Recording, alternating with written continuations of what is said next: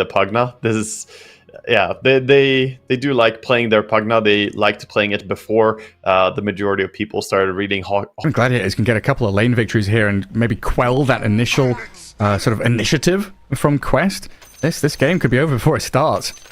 Find out how they go though. Game 2 coming up. GAIMIN Gladiators still needing one of these 2-0 victories in the group stage. This might be the way to get it. Yeah, they're heading out. Both teams with the smoke out again, going for the ward placements. A little bit of a connection here as they run into each other. Both heading to the other side, trying to drop a ward. Change their mind, run around. Tofu drops a top rune ward instead of a mid ward, so you get at least some vision that's very unlikely to be dewarded. How much money do you get from these illusions early on? Plus 2. Yeah. Because they scale, right? Yeah, it's 2 times your hero level. Oh, a little bit of cash for salary. So, eventually, they will start giving a lot of gold. You know, once you get up to a level 10, level 15, level 20, you know, you're getting 40 gold per illusion, and there's a lot of illusions with mirror image, manta style. Yeah. At that point, yeah. I'm super glad they changed all of the gold values on a bunch of these summons and TA traps and things like that. It always felt so bad spending a sentry for +1. Yeah. Oh, the TA trap should just be 1 gold. Come on now. No. They should give me hundreds. Yeah. Especially once you get shard, those damn things. Tofu and Kaori. Nether Blast into Thunderstrike. And it's going to be Tofu who grabs the bounty rune there. 2 for 2 across the map. This trading just never stops. Kaori, Thunderstrike, a longer cooldown than the Nether Blast. Takes a few more hits. Yeah, I mean, Pugna is a very tough hero to trade hits with. Even backpacking a few branches here as he tangles up. Top lane, though, not getting safely to your lane. Celery trying to just walk up here, but gets grenaded. Grenade again. Fairy Fire to try and slip away from this, but Malik, pretty speedy. The Tidehunter waddles forward, gets first blood. I mean, you get grenaded twice. What can you do? You know, it's pretty hard to run away there. That's going to be a first blood, though. And Tide going to be very happy with that little bit of advantage here against Brood. Look at Kaori and Tofu still at it. Or Career Snipe. Pugna gets that takedown. And still hemming Kaori away from this lane, allowing Ace to have the 1v1. Yeah, the Disruptor is completely being kept out of lane. He's got to keep going between the tower here and just chase him. He salves up, but he might get caught again.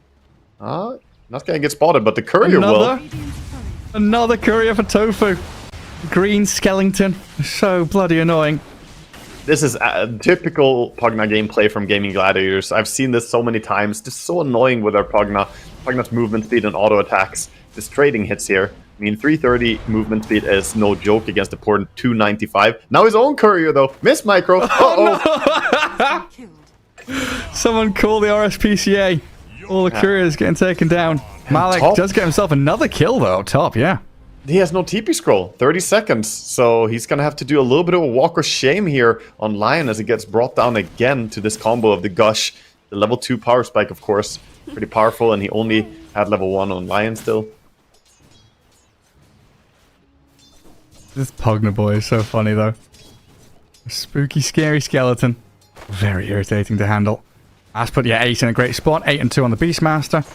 Getting that free farm in the first couple of waves. It's going to be irritating for TA2000. Yeah, look at that. He pops Mirror Image immediately. Nether Blast, half HP on those illusions. Cleared out by the Wild Axes. And the Noob is getting tracked back. He's alright. This is a key thing that a lot of good teams will do against Naga Siren in laning stage is focus extremely heavily on killing the illusions the moment they come out. So instead of trying to harass the Naga herself, just immediately switch your focus, because if she doesn't have the illusions up, her DPS completely dwindles. And she's taking a lot of harass here. This magic damage lane, I mean, this is what you get when you pick Naga first phase. Yeah. You get against a lane that has really good spam, and you're just running out of regen here. Like, you're getting some tangles delivered, but this is going to be a very costly lane to stay in. Yeah, I mean, Kaori had to spend all of his regen dealing with the Pugna, so he's got none to hand over to the Naga. In that mid lane, Pango 16 and 2, Void Spirit about a wave behind, so Quinn starting to lay it on pretty thick here.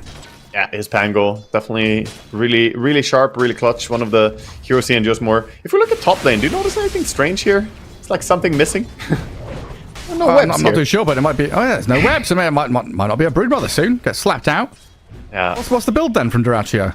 So he's going for 2 points in Insatiable because it's just, you know, getting him a little bit stronger, more lifesteal to be able to stand and trade hits. Well, I am surprised by it though, because the extra movement speed, passive regen from the webs, I also feel like that's quite valuable compared to an extra point in Insatiable.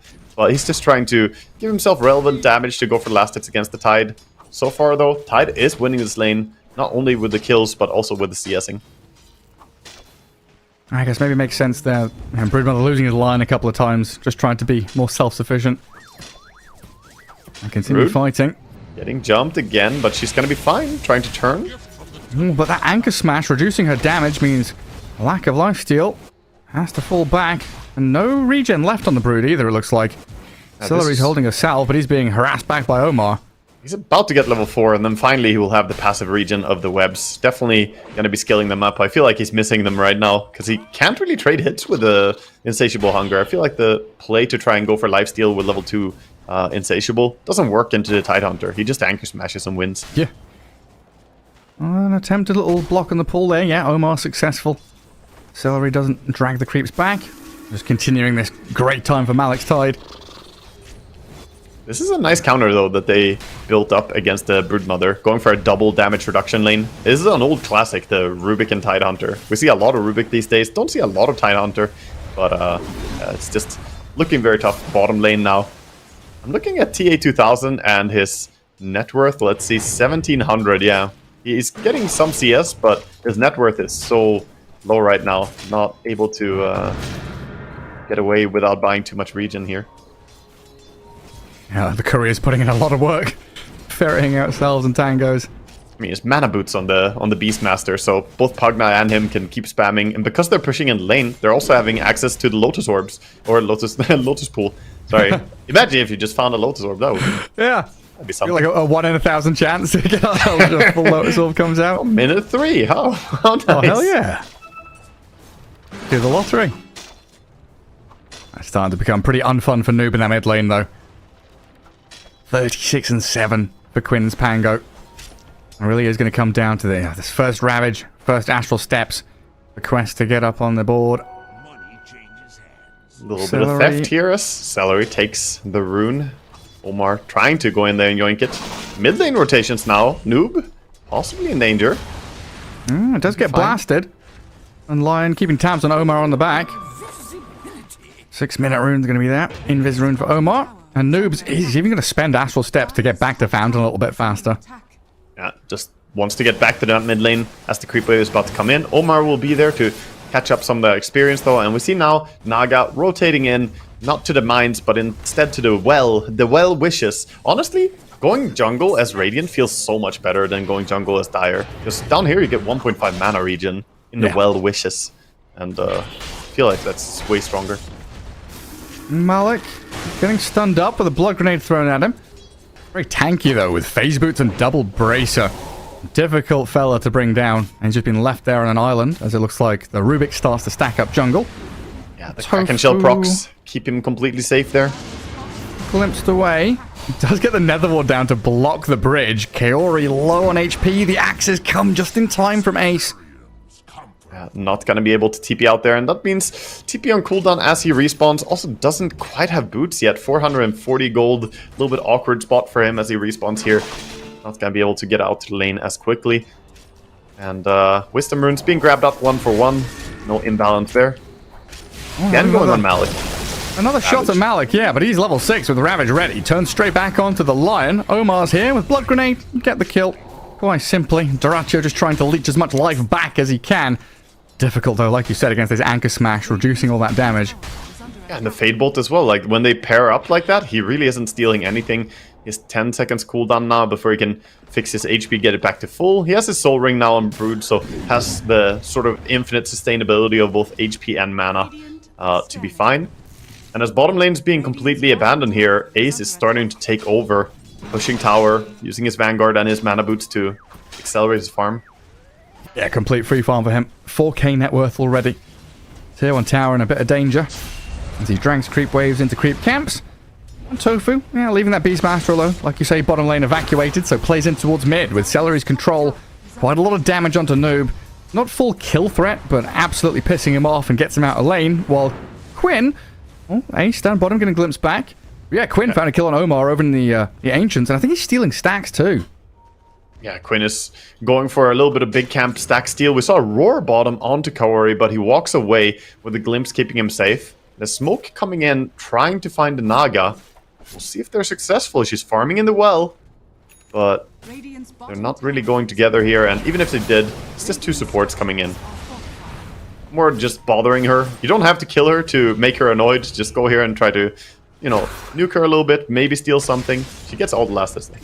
Oh, Kaori's going to die there for sure, trying to drag waves around, but Quinn in the mid lane. Found out by Omar and Noob. Something going the way of Quest there as they take down the big Pango. Yeah, an important kill, shutting down Pango a little bit there. And I think they do well to just go and focus towards the mid lane and top lane. Top has been working pretty well for them so far. Tidehunter is really strong. Maybe try and play around his next Ravage in 30 seconds as well. As Gaming Gladiators, wouldn't be too surprising to see them make a switch up soon. Perhaps they want to move the Broodmother bottom even. But for now, the Beastmaster is farming up towards his Aghanim Scepter. Has the Staff of Wizardry already. And look at that ancient stack. That is a lot. Oh, yes. Go farm it up, big boy. Yeah, Duracho's Brood. Yeah, I would love to have easy access into some jungle. Right now, kind of farming small camp and dipping back into the lane. While in the mid, Rolling Thunder and an Earth Spike does push him to low ground, but the chain stuns were there. I mean, that was a frame-perfect execution, not allowing him to cast a single spell. Yeah, they have such good disables. Very hard for him to get away. And even Omar has to be careful here. He gets the Swashbuckle steal after using the W as well, so he'll be fine. Kaori, though, under a Hawk. He's scouted out by the Pugner. Look at this again. Deja vu. Getting chased back by Tofu. Nowhere's really comfortable for Quest right now, apart from Malik in that top lane, who's going to sit there for days. Yeah, and right now we see a TP back in towards mid as the focus is on this mid lane by Quest, bringing a lot of heroes and finally getting some space for Naga to farm up, but she is at the bottom of the net worth, and so are all three of their cores. They are very close with the Tide and the Brood kind of just swapping places now. Now he's ahead. But look at the Beastmaster. 6.4k net worth at 1040. He is huge, absolutely massive. And he's going to stack up the other Ancient now after clearing the first one. This Aghanim's going to hit early. Yeah, that's a little bit of micro up top from Duracho, making sure Spiderling Army not going to get slain by the Anchor Smashes. And there, like you've been saying, we see Ace stacking up another Ancient camp.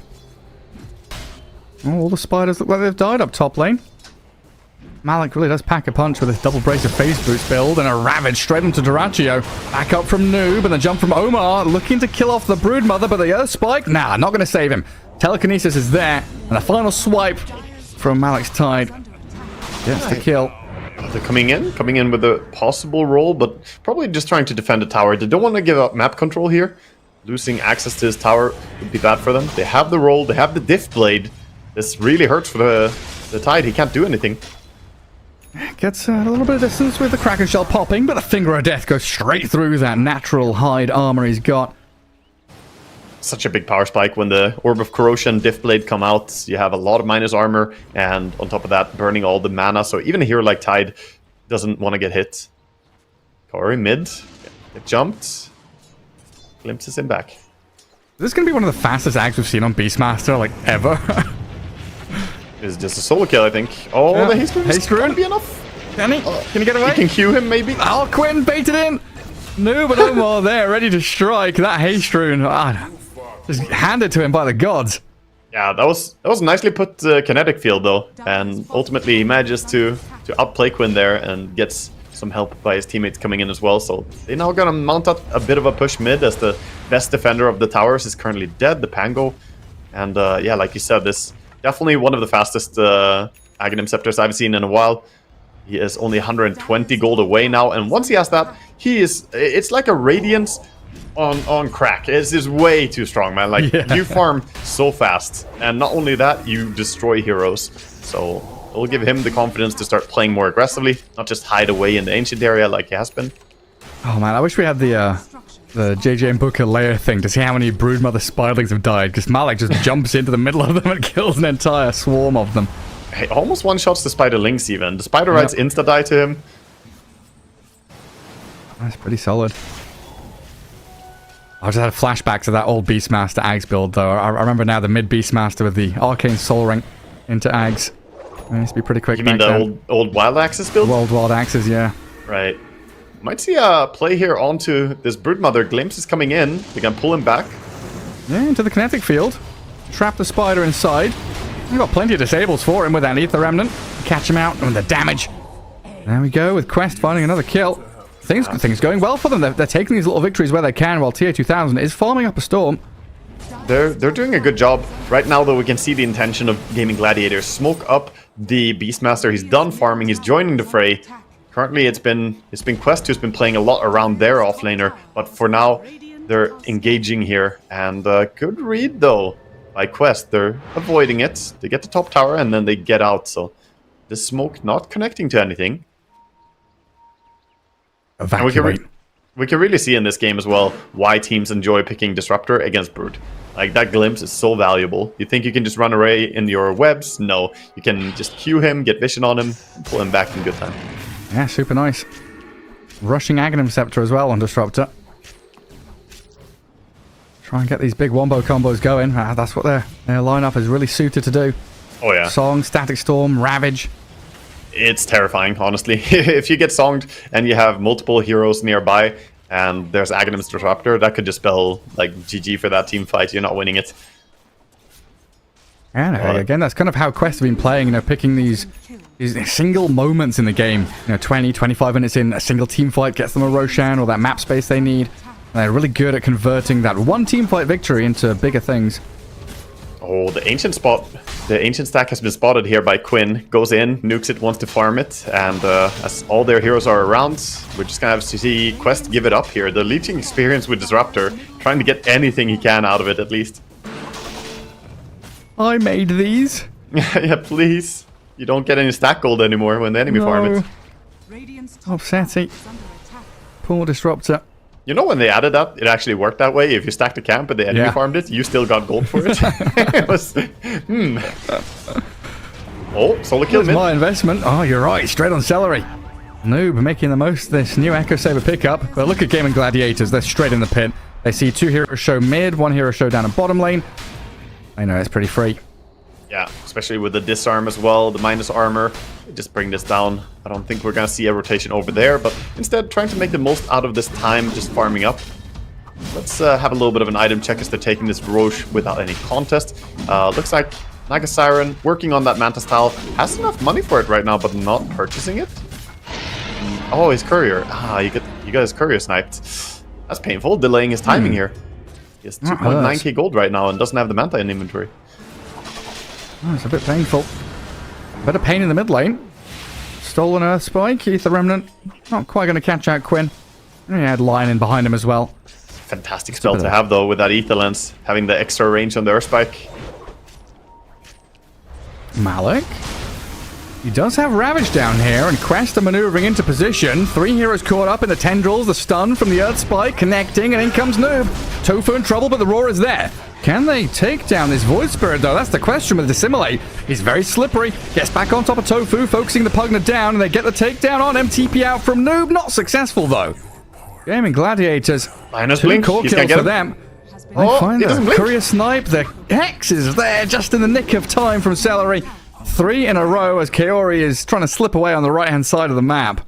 Yeah, he's gonna hide, but he doesn't have a TP scroll. He used his TP, had to cancel it or got it cancelled, and now he in Courier scouting him. Pugna is actively microing to try and find him. This is not a coincidence. He sends it down here just to scout, keeps his Courier alive, and oh, okay, he's gonna lose his Courier to the Tumbler's toy as he hops down in the little pit, gets the Courier kill. Bit cheeky. And Tofu's coming down here looking for revenge, though. Ships in the dark. They don't see each other. Straight past each other, yeah. That was actually as close as you can get without seeing each other, pretty much. On the very brink of that fog of war. I'm concerned, Gareth. I'm very concerned here for quests. They are losing map control, and now with the pipe as well as the Vit booster over on the Beastmaster. Kiori, come on. Oh, you need so many hits as a ranged hero. You'll get one of them. He's making the most out of his situation, not being able to TP base. He's doing a bounty hunter roleplay. Tumbles away, glimpse across. Kiori's still out of vision, hidden away, but Celery, he's going to find him eventually, right? Give him the finger. Come on. Get over here.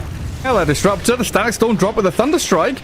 I mean, He doesn't want to die. Is he going to solo kill this line? Nah, Quinn comes in and says absolutely no more nonsense. There's no way he's getting that solo kill. He had Magic Stick as well, holding it, just chilling.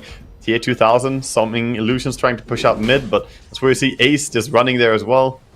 He's just running, actively hunting people right now on Ace. This is where that steamroller is like slowly moving towards you and you're stuck in the cement. Rubik. Unable to do anything. Rubik taken down. Lion and Pugna make short work of him, and Malik in trouble as well. Gaming Gladiators bringing their forces into this bottom jungle. I like the choice here. They're going Blink next on Beastmaster. A lot of times with this Agnes build, we see them go full tank build, but I think he's tanky enough already. I don't think that you need to be even chunkier. You just get some stuff for catching, because right now, Quest are attempting to play some Rat Dota. They're trying to push out side lanes. They're trying to, avoid confrontation, and there's no better item to punish the opponent than Blink, maybe at Travels, get yourself these items to punish people who try to hide. Yeah, what's the state of the game where... Oh, is this an illusion bait? Tier 2000 sent one behind, and that might... Yeah, he gets jumped. Lion spends his hex on it. Not again. His courier died again, Gareth, this time with the Orchid on it. Oh, no. Yeah, he has most of the components, but he does not have the Copium. The Copium was on the courier. He's not going to get it for 2 minutes. So first he gets his Manta delayed by what looked like about 2 minutes, and now he gets his Orchid delayed by about 2.5 minutes. Naga's not hitting her timings, and she's playing into counter picks. This is tough. Right, I was just about to ask you, what is the timing? What is the state of the game here that Quest says, okay, we go in, we ravage. Malik says it's now. Right here, onto the Broodmother. Try and catch out Duraccio, the BKB, the healing, the insatiable hunger, not going to be enough. Now Ace, the focal point. They're going to try and burst down this Beastmaster, and Malik with a double kill. Even without this Naga's timings, they're still hitting their stride with a teamfight prowess. That was really clutch. They got the Beastmaster before he gets Roar out. If he roars, he quickly gets all the charges for the Aghanim Scepter. He had no charges on the Ags there when they went on him, so he wasn't healing at all. Now they're chasing for more. Even gonna find Tofu, slap him up with the whip even. He's gonna get glimpsed back. Malik and TA 2000 right on top of this. Little Skeleton Man and Quest. Might come out of their shell a little bit there. A stolen Nether Ward. That looks like we've got a little bit of lag as we try and reconnect things up, and try and get Wagga back in here as well. Looks like we lost him for a second. Well, yeah, Quest doing their best. We've seen how good this massive team fight can kind of overwhelm Gaming Gladiators if they're not ready for it. That was a perfect timing right there to pause by the players, because my Discord decided to crash and restart itself, and the players decided to pause as well. So thank you players. Yeah, they had a bit of lag as well. Probably the same thing, honestly. Yeah, that's very possible.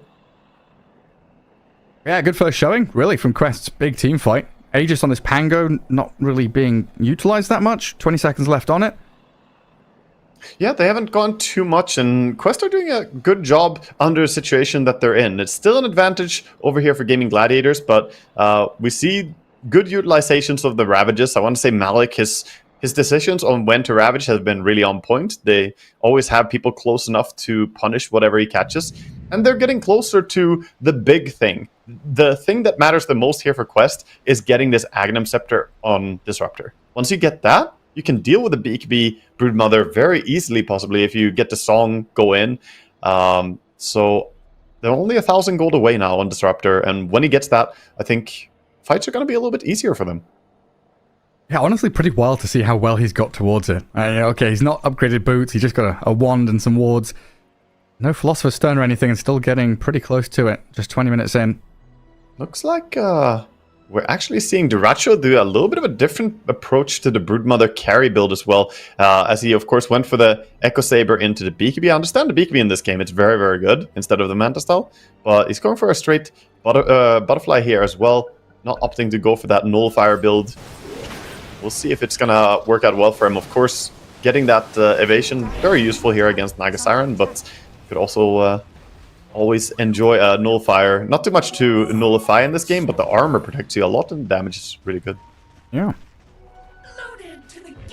Now, once they all respawn up, we'll see what Gaming Gladiators do, because right now Noob is snatching Wisdom Runes Yeah, not only that, when he jumped in for the Wisdom Rune, he coincidentally jumped over Quinn's Courier, sniped that one as well, and then got the Wisdom Rune. That turned out to be the perfect crime right there. It gets to safety as well. Oh, very fortunate.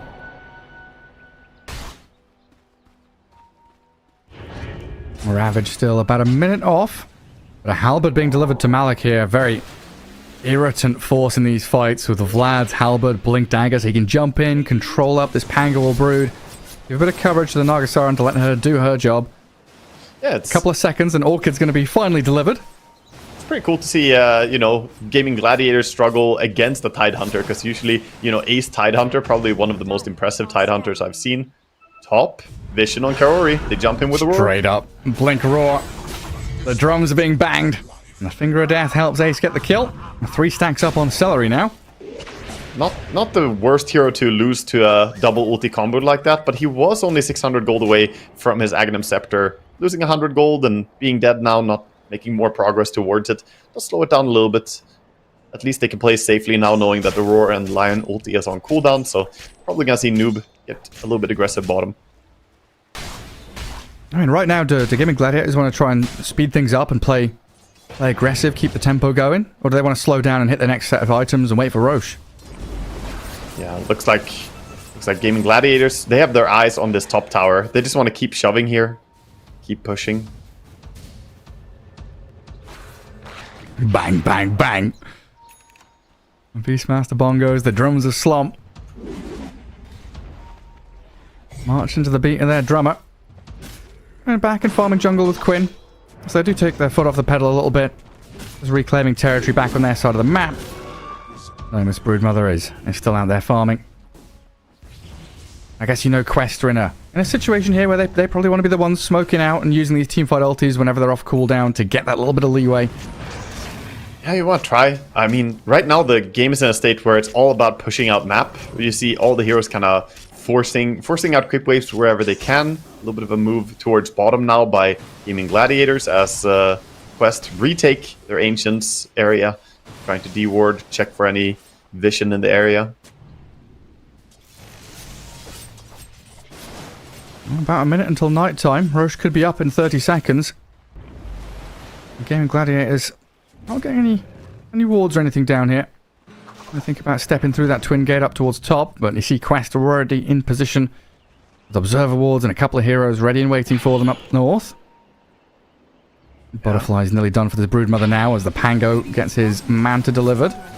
Yeah, the siege is starting bottom. They're tipping out on Gaming Gladiators, tipping in on Quest to defend it, so Brood has to be a little bit careful if she stays in the area. A very nice rune here for Quinn. Finds the Arcane rune on the Pangolier.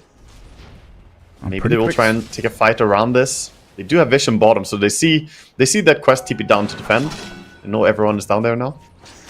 And a pretty quick spawn on Roche as well. 20 seconds to go. Still sticking around down here as Noob. Pretty deep. But he's such a slippery devil. Tons of escape mechanisms. It'll be quite hard to catch him. Especially when you've got no real vision over him. Yeah, difficult, but at the same time, they saw people walk away and leave, so they're kind of shoving towards the tower at least to see what happens if they just push it.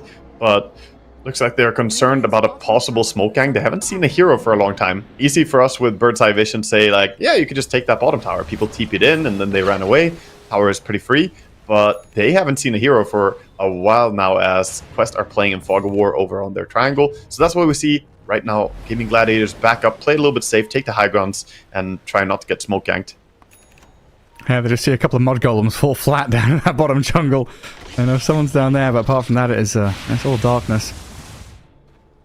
And Disruptor has the entire Aghanim Scepter, so I think Quest are the ones who want to look for a fight right now, trying to lead with Tidehunter and Naga, and then follow up with Kaori. This positioning is so important here on Disruptor. He needs to be close enough to follow up the song, but he cannot get jumped first. It would be a disaster. Now this Roche fight is pivotal for both teams.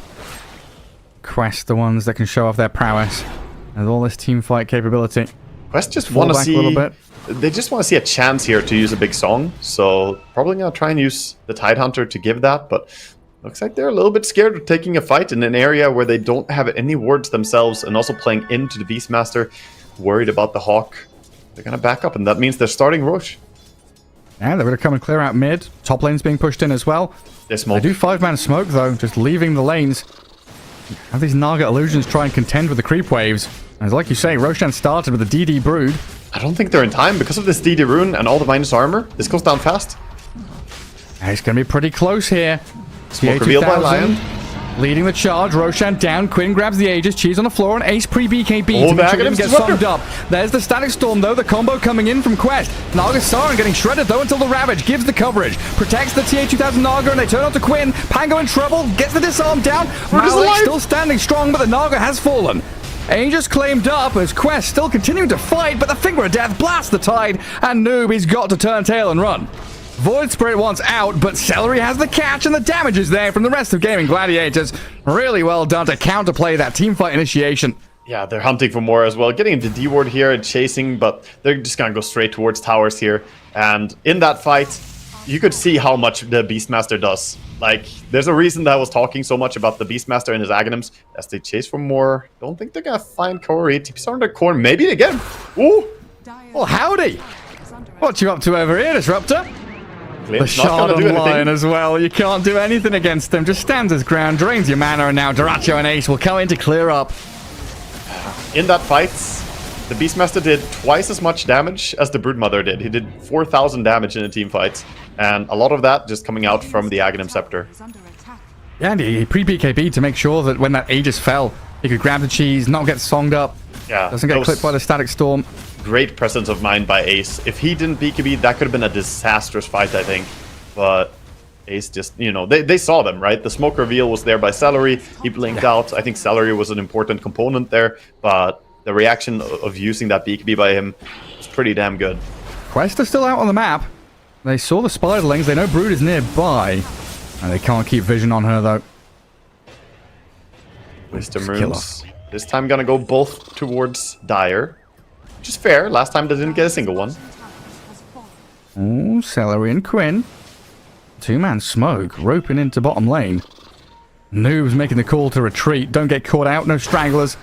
No one left behind, but he's got caught himself. Hex into Earth Spike. Force Staff back, and he's still got steps and Dissimulate. Yeah, they're running down, just pushing here. But Quest, I don't see any way they can defend it. They're trying to do something, but I think ultimately you just have to give it up. You don't have Ravage quite yet. 15 seconds.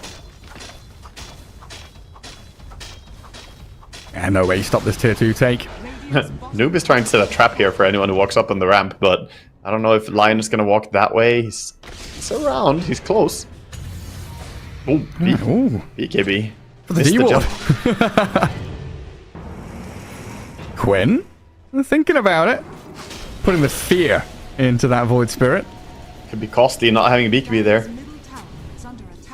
This could be the high ground push that GAIMIN Gladiators need. Cheese still on the Pango. Malek will take out the Spiderling army as Doracho BKBs and gets a couple of free hits on the tower. Pretty aggressive. Broodmother. The aggressive trade of his BKB himself, though, on the Brood, so maybe they think better of it. I don't know if they can really break high ground quite yet. Of course, not having the Aegis anymore. You have Cheese, but you really want that Aegis. And we see Celery TP top and just kill all the illusions as fast as he can. He uses Hex, Mana Rain. We see why this Lion is so damn good against the Naga, but you chose to play into it. I don't know. I still have yet to see this Naga have the impact that you want from a first phase carry pickup like this. She has only been part of 3 kills. Yeah, I mean, she's done like a little bit of map control. That's just been the song, really, that's been the vital part of this tier 2000 Naga pick. It's less than 1 KDA per 100 CS, Gareth. That's low value. The real comparison is the kill per CS. Kill per net worth. Yeah. The net worth impact. Spend all that money for what? Omar? Stepping out of his base just for a quick little ward. GAIMIN Gladiators really utilising this entire map very well. They're back in their own ancients. Broodmother's continuing to accelerate. The other 4 ready to fight at the drop of a hat, getting the D-ward with their gem that Lion picked up a while back. Yeah, I really love top left corner. That's something that Gaming Gladiators do a lot. They pick up early gems just to get map control. I think they are one of the teams who value vision advantage a lot in Dota, and could be a big reason to their success, honestly. It's just the way they understand how to clean out the map. Because look at Radiant right now, and try to understand, what's Radiant's vision on the map right now? It's nothing. They don't see shit, Gareth. It's dark, alright? You see your Naga illusions go out, and they try and push a lane, then they just die to Hex or Mana Drain. That's it. That's why you see them clump up now, because it's terrifying. It's scary in the dark. Oh, really? The map is dark and full of terrors. It is. There's all kinds of wild stuff out there. It is. At the same time, you look over to Gaming Gladiators. They got spiders running around scouting. They got a high ground ward over here that they're now setting up a trap over on this guy. Poor Kaori. This guy go down. Straight up BKB and shred the Disruptor. Dead with buyback. See if Gaming Gladiators really push the limits here and go high ground again. And all three waves are trending towards Radiant Base, something that Quest have to go back and maintain right now. At the same time, it doesn't feel like it's a sense of urgency here from Gaming Gladiators. They have very good late game, honestly, and I think that they can comfortably just sit outside the base like this, choke out Quest until the advantage keeps building. They're 20,000 gold ahead right now, and I don't think they have any stress going high ground. Just gonna take the next Roche, and that's gonna be the moment for them to siege up the enemy base. Yeah, it feels like one of those situations where really Quest's primary way back into this game is some... Oh, close. What happened? The roar, just animation on the primal roar onto Void Spirit. He TP'd out. That was very close. Lifted his hands, did he? Yeah, waved a little bit. Yeah, that Quest, they need this, big hammer to land down on Gaming Gladiators with their massive team fight. And if Gaming Gladiators don't give it to them, then all these team fight long cooldown ultis kind of being wasted, sitting there unused, gathering dust in the toolbox. They do smoke out of their base. It's just uncomfortable though. Like, do we hold this high ground at our ancients? Do we go back to the far left side? We've got to clear out waves first. It's an impossible smoke. They already knew about it. You can see Gaming Gladiators, all 5 of them, grouping up together. They're saying, okay, you're smoking. Well, it's kind of awkward that bottom is not being defended with like 7 spiders and a creep wave hitting it, and nobody defended top as well. So yeah, the thing about Dota, you really can't go for those smokes without pushing lanes. They can't push lanes that easily, due to a lot of different factors here. Primarily the Naga Illusions just not being a reliable push, since either support can kill them instantly. Beastmaster kills the Illusions really fast, and Pango also deals with the Illusions. I don't know, this is just very, very tough. Should never have leveled up Mirror Image in the first place. that's the real bait and switch. Not only a support Naga, but just max something else. End Snare and stats support Naga. That's the way. It is not the way. Don't do it, chat. Get the shard, get the greaves, get the holy locket, get the heals. And as we see, when one team is controlling the entire map like this, their advantage keeps building. They're still staying somewhat relevant in net worth here on Quest, but the advantage keeps ramping up bit by bit. Courier gonna die again, possibly. Ooh, even all the way up there. Still in range. Miss. Just stopped microing it there. He was like, yeah, it's safe over here, but no, Celery will happily kill that courier. That's 550 gold and more time that Naga can't purchase her nullifier that she's going towards. We haven't talked about it too much, but the saves from Pugna, he's got Pavis, Glimmer Cape, Force Staff, Decrepify. You're not killing anything without that nullifier. Not if Tofu can help it. Right, he just never shows himself in the fight here. That Tofu's always skirting around the edges with the line, playing from fog. Just allowing Beastmaster and Brood to be that bulwark in front of them. Next Roshan is up. Gaming Gladiators much more focused, like you've been saying, on this map control. Just hemming Quest back in their base. Trying to limit how much space they have to actually get out and farm on these heroes. Noob, going for a Wisdom Rune. This is like the one play he can make right now. Go get something. He's gonna go for another little steal here. Oh, yeah, tasty Wisdom Rune. And towards his level 20. Always nice. Farm up some ancients on his way back as well. Nullifier for him queued up too. Not that far away from it. They have Nullifier now on Naga. She managed to get herself out there and buy it manually as her courier is still dead. But now Roche spawning. GG. Or Gaming Gladiators. I'm not calling GG. It's not over yet. Gaming Gladiators gonna move over there and get themselves that refresher, cheese, and Aegis. Refresher, man. I'm not even sure who gets it here. They have a lot of good candidates. Hey, you got like double BKBs, double Roars. Who wants it? Refresher, maybe Brood here for double BKB probably. Yeah, he's keeping it, I think. Looks like it. Well, It's very nice after the Aegis. He can always swap it in, get another BKB going then. Heard a glimpse. I don't know if that was on a boar or what. Oh, they TP'd bottom. They TP'd bottom to defend and got glimpsed back top. But it was just Beastmaster. He has his Aghanim. He has his Travels level 2 with Octarine though, so his TP cooldown is not very high. And disarm on the Brood. Stopped Dratio from hitting that tower for a couple of seconds, but now with the Assault Cuirass and move forward. I need the glyph here, Quest. Nargasaran still out on the map. Not coming back just yet. Might leave this tier 3 to fall and look to defend a little deeper inside their own base. GAIMIN Gladiator is being very defensive with their move. They have that double nullifier now though, and they have the Naga Song of course into Disruptor Aghanim's combo, so Quest looking for a chance to set up here, but if it's only Brood, that's not a good target to go on. And just watching your buildings collapse. The foundation's being crumbled here. And GAIMIN Gladiators being wrapped around on by this tier 2000 with a song. Ace trying to hide in the tree line. Up, though. Yeah, there's no big connection here from Quest. They'll go for the Pango in the back, trying to ravage the mob, aiming for Quinn. Omar traded out. Kaori's dead. They've attempted to get on top of GAIMIN Gladiators here, but they're so damn tanky. Yeah, they hex up the Void.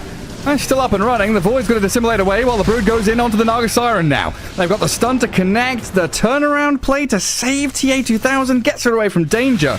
But you've spent everything to get a solitary kill, while GAIMIN Gladiator is still running towards your buildings. Tide coming back with a TP forward. He's stunned up. Nullifier on the Beastmaster. Broodmother does lose the first life. Aegis down. Oh, Ace! He's not surviving. The drums not working out for him. And Quest, they're holding their base now. Catching up the Broodmother. Big ticket kill to take. Nobody into the back lines trying to catch him out. As Dyrachyo, he knows there's no escape, so he tries to play aggressively to dive in deep, but he is stunned and killed. Wow, that actually works out in the end. It was a little bit costly with the buybacks, but not that bad, actually. The initiation looked a little bit scuffed for them, but they did bring down the Pango. That was the important hero to remove. A lot of the teamfight control disappears when the Pango dies. He didn't even get a chance to use his cheese in that fight. He died very, very quickly. And after that, they just kite. The Broodmother tries to lock onto a target, but Tidehunter, not the best hero to hit to begin with, and with the Force Staff from Rubik, keeping people alive. Also, again, Omar. Him on his Rubik, man. Every single game I watch him on his Rubik, big impact. This Earth Spike that he has stolen as well, he does so much with it. The positioning play from him with his Blink and his Force Staff. He's kind of the unsung hero, I feel, of their team. Yeah, he pulls stuff out of the hat consistently. I guess there is the situation that GAIMIN Gladiators were kind of hesitant to actually go up and face, right? They were being very deliberate with their sitting back, farming, not going for this rash push up to high ground, waiting for Aegis and Cheese. But even holding Aegis, Cheese, Refresher Shard, they're walking up into the high ground defender's advantage of buybacks and massive team fight. Really overwhelmed them. I think the worrisome part here for them is that they didn't actually get caught in a very bad song. They were really split up, and the song didn't group anyone to get a nice connection. They, survived online initially, and the only one they lost to the song initiation was one core, which isn't that bad for an Aghanim song initiation, but still, if you can't protect the Pango because of that nullifier, no matter how you try with, Force Staffs, Glimmer Capes, Pavises, nothing does anything, then this has to put a little bit of worry in GAIMIN Gladiators. That was not a poorly executed fight, and still they got destroyed. Quests feeling a little bit more in control now. Also, the Shivas from this Tide, it mitigated so much of Beastmaster's healing. We could see when the targeted Beast there, he had a lot of charges on his drums going, but ultimately he didn't heal anything at all really because of that minus 40%. Not able to, or minus 25%. Well, not able to get his HP back. Yeah, it's massively impactful. And now they're adding another layer in here as well with a Blink on Disruptor. So that will give the option for Naga to go pretty deep into the ranks of GAIMIN Gladiators and have these two supports follow through a little delayed. But GAIMIN Gladiators looking to try and hammer this nail into the coffin. They have been leading this entire game. It's looked very smooth for them until this This last team fight, and they will get a catch with Ace, the Roar onto the Disruptor. Oh, but that's now, a big turnaround. 2 core heroes. This is dangerous. 2 cores inside a Static Storm. The Stolen Earth Spike stunning them up. And the Ravage is there, so Ace and Quinn falling quickly. Noob with a double kill in the chase. Disruptor glimpses back Celery. Tofu, I don't know, he's trying to TP out. He's stunned up by Omar. Caught out, pants down. An ultra kill for Noob. They're doing it. They're actually turning it around really, really well here. And this is just go time for them. Everything is opening up. 4 kills. Root is just running away. No friends alive. And the Arcane Rune on Void Spirit is giving some chase. Omar leading the way. I don't think he can reach that, though. Both Blink and Force Staff on cooldown now. Yeah, this is exactly what was worrying for them. That if they lost the fight when they didn't stack up, what happens if 2 core heroes happen to be next to each other? Right. Song came out perfectly there. Disruptor was close enough. This is just disaster for them. They had a 23,000 gold lead at the highest, I think. Yeah, it's down to nothing. With Aegis and Cheese, now it's 3k lead, and this absolutely just feels like their game to win now on Quest. Yeah, 2 fights in a row. I think it was 6k swings apiece, plus all the towers and the map control you get. Now Quest the ones on the enemy high ground, taking tier 3. Wild stuff. Quest just executing these team fights to perfection. Duraccio, there's nothing he can do to stop these buildings falling. I can glyph and delay things, but with the catapults, Naga Siren, melee racks will fall in the end. Yeah, and they get the racks, get out cleanly, and keep persevering here, just holding their advantage. And so much gold now being injected into all these heroes. The Naga Siren already swapping out her power crest as well. She's building towards an Aghanim Scepter next, as she is already 6 slotted here with the Bloodthorn and Nullifier. Completely stacked. Yeah, I don't think we're going to see too much real in action, but you know what? We could in this game, because she has Disruptor with Aghanims. So now, if the enemy heroes are not stacked up, she could get herself the Aghanims and reel in. I am hyped, Gareth. I have never seen reel in used in a pro game in the games that I've spectated, because it's a shit ability that generally sucks. But for this specific combo, is actually damn strong with the Aghanims of Disruptor being able to stop the enemy from doing anything. Oh, I can't wait. I've seen it once, but not in a combo. Just I saw it. It did a thing. Yeah, nice. Yeah, I've seen it loose games in pub games mostly by different pro players testing it. It's generally shit. The Aghanims is still pretty good because you get extra cast range on the end snare, and you get the BKB piercing as well on it. But being able to use it on sleeping units is also really, really nice, because then you can reel them in during it, set up for that Disruptor. And drag him into the Static Storm. GAIMIN Gladiator is very hesitant now, holding high ground, waiting to see what comes over the hills. They need to find... The problem is they need to find this Disruptor, and his neutral item is carrying hard right now. He's got that ninja gear. Oh, it is the best item in the game. I don't even care what tier 5 item he gets. He's keeping this item the rest of the game, because this is everything he needs. If the game was to go to 60 minutes, I don't expect to see him swapping for anything, because just being smoked all the time, there's no way for you to find that clean initiation. Oh, they're smoking up though. They're looking. So big on these fog heroes. Disruptor, Enigma, whoever it is that jumps out of the trees. GAIMIN Gladiator, they smoke up to top. They've got to clear out that wave. And prepping themselves for the next Roche, right? Yeah, I think so, but this is probably just a preparation move a bit. You gotta get the wards down, get vision down in the area, as Void Spirit shows himself bottom, but the rest of Quest are coming towards top. They do not want to give away another Aegis for free here. And the net worth is pretty much dead even now, less than 1,000 lead for GAIMIN Gladiators. Roshan spawned bottom right and immediately has to run through the twin gate. Quinn, watch your step. The big man's coming. Even pushes the Hawk out of the way as well for a second there. I'll pop out of the pit and say hello to Tofu. But this is where Quest really do shine. These choke point fights, the terrain around Roche Pit is pretty spectacular for them. Yeah, very careful Roche here. They're using the Naga Illusions to scout, coming in. Someone has to deal with them. That will give away positions. Line jumped. There we go, Celery. Found out in the back. Does have buyback, as Noob jumps in, finds Quinn. A huge one with the Ravage, the Tendrils. Can Malik follow through with the chain stuns? He can! He's got buyback on Quinn. He's going to have to use it now. The Pugner songed up. Ace with a Raw. Disruptor found. Force Staff from Omar buys him space and time to survive. Static Storm dropped down. Not really landing as he would have intended, and the Finger of Death going to blow up the Rubik. But look at Ace disappear. Beastmaster's gone, and Duraccio, he's got the help of Quinn now. Oh, multi-buybacks with a boost of travel too. Coming in onto TA2000, but the Naga's TP down with a BKB. Noob slipping away with a Silver Edge. Have they got reveal? They don't need it anymore. He's removed himself from invisibility, and he's taken out. Duraccio with a double kill, a real chaotic team fight. A chaotic team fight, but that was a lot of buybacks as well coming out. Lion bought back, the Pango bought back, Pugna bought back, and Beast bought back. So 4 buybacks on the side of Dire here. Yeah, you get Roche, but at what cost? That was very, very expensive. And I'm not even sure if they can really go high ground and try and threaten and force the buyback of Void Spirit. And if you don't force that buyback, then Quest can just make a power play by going aggressive and then going in with the travel buyback play. So Gaming Gladiators, kind of, their hand is pretty much forced now that they have to go for a play. But this is worrisome for them as well. And these instant deaths on Quinn really, really hurt Gaming Gladiators. Every single time he's being found in the back lines, getting caught out by multiple Ravages basically with his Tendrils of the Deep. He does have the Aegis now on him at least, so bursting him is not going to be the best initiation for them anymore on Quest. So perhaps next fight will be a little bit smoother. Duraccio? Alright, okay. Yeah, just jumps in to kill off an illusion.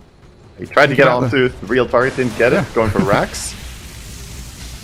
Think about the buildings. He's got that minus BAT talent on Brood, so it's extremely fast. Evens out the playing field. Top lane barracks, both destroyed. A lift up in the mid lane, though. Nice. Gets himself that man to dodge out from some of the control.